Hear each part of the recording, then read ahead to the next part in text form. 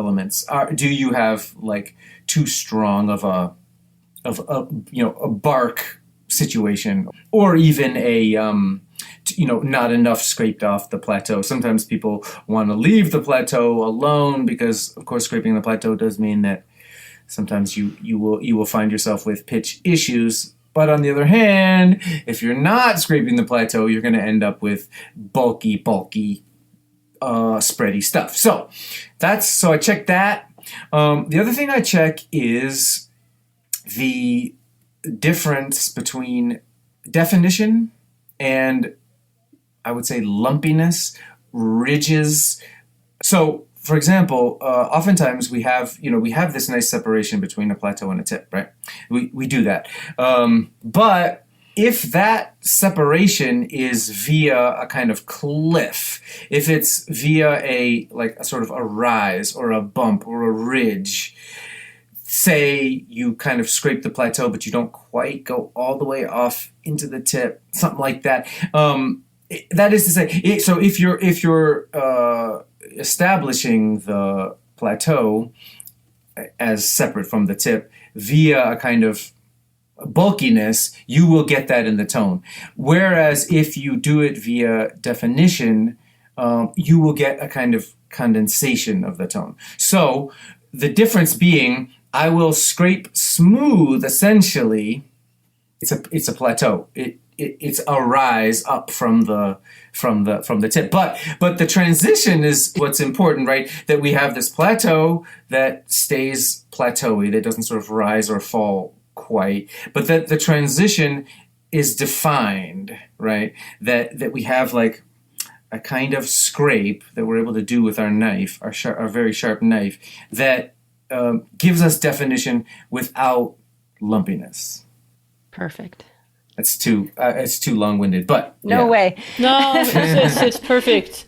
It's perfect. Talking about defining the transition, which I think sometimes people don't think about. They think about the definition of the heart and the tip, but not actually the definition of the transition, which is what it is. You're an expert. I mean, your tone is so milky smooth. Your control. I mean, it's just butter.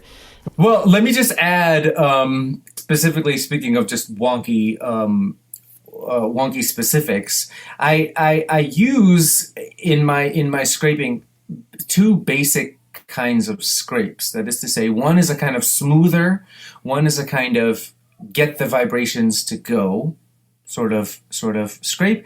The other is this definition scrape, which is less of a scrape and more of I call it a drop and pop. So I put on, I almost stick it down and pop it off. And your knife should be sort of have that kind of sticky ability, right? It's just a little bit of, it's subtle, but if you can think of two strokes, it's helpful. That way, when you're in that shoulder area, when you're in that transition area, you're not digging, you're just creating definition via the dropping and the popping. Is this the stickiness that you get when you, I don't know, do you test your reed sharpness on your thumbnail? Yes. And it catches a little bit? That's right. It's that kind of immediacy of the catch that you sort of just stop yourself right there and just pop off. And that for me creates a real condensation, so if I get something that's wild, boom, that's going to help taper it, right? Kind of give it some structure. And if it's too much, then I blend. That is golden information right there. Yeah, definitely worth the price of admission. Yeah, I'm getting inspired to get to my reed desk. But I love the imagery and the two different strokes. Well, speaking of gouges and knives and cane, do you think you could tell us a little bit about your setup, the sorts of tools you use? If you have any cane secrets, we were always all ears. Well, here I like to have the philosophy that there is no hidden secret. That is to say, I think that we can get into a mindset that if only you had that shaper tip from 1977 that was handed down from and was wrapped in gold, that then you could then really that's the ideal situation for making reeds. I like to just operate with the assumption that what is available today is good. I mean, people like Farillo, who are just so involved in the whole experimentation and realization of our tools, right? We have the necessary things available to us to be able to scrape and make great reads. So I think like the sort of the concept of the secret stash or whatever I like to reject, and I like my students to feel like they're empowered, despite people's hoarding of pre-war cane from south of Spain. So to start with that, but that is to say, I'm luckily in a position where I can kind of experiment with all kinds of different stuff, right? Like I can buy a few pounds of cane from here and buy a few pounds of cane from here and see what works. I've found success with all kinds of different things. I order a lot of cane from Midwest Musical Imports, RDG. The main things for me with the cane are that it's thick-walled enough, right? That we don't have that thin-walled stuff with like the vascular bundles are really like easily seen, or it looks grainy or flaky inside, right? Like that stuff is just going to be way too soft, way too flimsy, right? You test it and it bends easily. When it comes to gouges, I have a lot of different ones from Graf to Dan Ross to Phil Ross to Inaletti. I've experimented with the Pierre Roy gouges. But the one that I keep coming back to that I find to be the most special, although also the trickiest, is the Farillo machine, which is when it's really humming, just gives you just the ideal balance. It's got ring and range, and it's got a kind of, how Farillo gets that kind of growliness and the sweetness. There's that, there's this like kind of burnt caramel within the warmth. And it's got what I think of as like a tubular quality, right?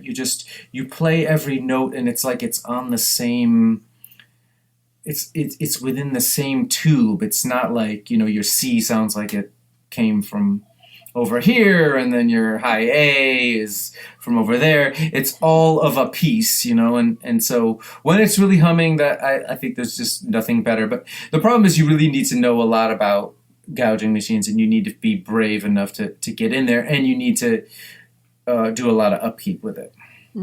So the knives, I've gone through a lot of different kinds of knives. For me, the double hollow ground is the most effective. The double hollow ground thing is just in terms of the ease of regrinding, you can get the bark off with it. But also you can be a finesser, right? You can scrape at the very tip of the tip. What I'm working with right now, and I have for a few years, is, and this was actually an idea that Max Blair from Pittsburgh Symphony had, which is these straight razors, which you just buy on Amazon, and a general tool handle, and you just extract the shaver from its handle, and you stick it in the general tool handle.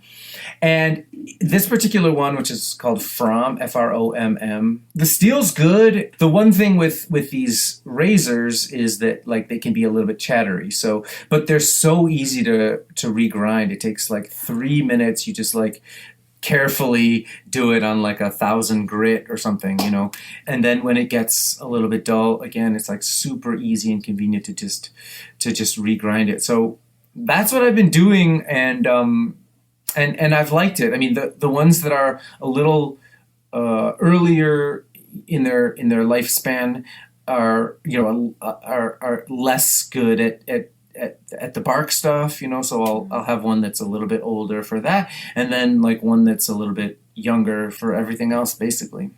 And just one more thing before we leave equipment. What shaper tip works for you? So I like the Mac family. I like the Mac Plus. I like the Mac Pfeiffer. I want to ask you, what advice do you have for refining a reed in that final stages? Get a reed that crows a C, has a decent tone, but might be a little too resistant or just not quite performance ready. The first thing is sharpening your knife, right? As so many students I see, like they get out their knife to scrape the tip and just start scraping, right? And I think the more specific you can be, I almost feel like it's even more important how you scrape than where you scrape, right? So that if you have something that is extremely sharp and extremely efficient, and that you're not pressing, the fact that maybe you scraped from here to there instead of from there to here is less important than the fact that, like, you did take cane off and you took it off in the right way, and therefore you allowed to have the refinement. I think there's a way to scrape that can create both a refinement and a vibrancy, right? So if you can imagine that, then it's really all about the scrape, right? You look at the tip and you see where there are inconsistencies. You see where there's a little lump here, where it's a little less defined here, and you just very carefully take your knife and, in a very relaxed way, scrape that out. The manner in which you're scraping is maybe even more important than the where. Oh, yeah, absolutely. Sometimes I finish a reed and I think, oh, this reed looks pretty good, and it plays okay, but then I look more closely at the tip and there are moguls in the tip. Like, what happened there? Right.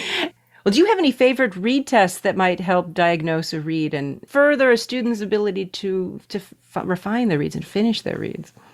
I use two basic crows. I think beyond that, it can get a little too precious, so that you can sort of over-refine your reed to a point where you experience what I call practice roomitis, where in the confines of a 5 by 5 foot room, you're producing enough tone, but it just wouldn't be resonance enough for real life. So the two sort of tests that I use are the thread crow, right? And if I hear like wildness in that, the spread, if you hear that kind of spread, then you're going for refinement, right? Your tone is probably going to be wild. You're going to have to control, right? So now we start getting into the kind of the funneling that we had talked about in the opening segment, the ways in which you have to reconcile, vibrancy with control. On the other hand, if you get something that's too tight, right? Like, say you don't get any bottom crow out, right?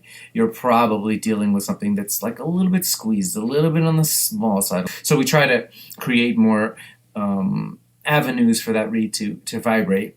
And then the other is the tip crow, right? Some people call it the peep.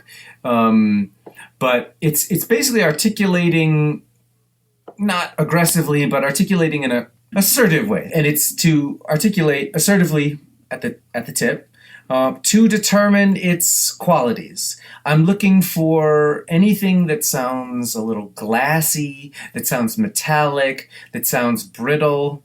And those are the things that are going to tell me there are issues here with the refinement. If I get something that sounds kind of matte, but easy to articulate, now I'm feeling like I got something. And if I have a sort of matte quality to the sound of the tip crow, and I have a kind of a singular octave C crow or C plus, if it's a C, that for me the reed can be just a little bit low, so I'm looking for a C/C plus. Then I'm pretty sure that this reed is gonna sound good, and I don't even have to have tried it in the oboe yet. Right. I like that quality of the matte, MATTE. That's it. Yeah, and I know that's always more expensive when you choose the photo finish that's matte over glossy. And like, oh, but I like matte. Why do I have to pay more for matte? But that's the good one. I love that. That's really great information.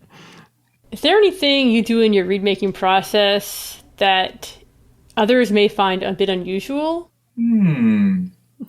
Well, I do have a particular way in which I like to ensure that there's a seal, like a real, that the overlap is really tight. And I don't know where this came from exactly. Probably somebody taught me, but I found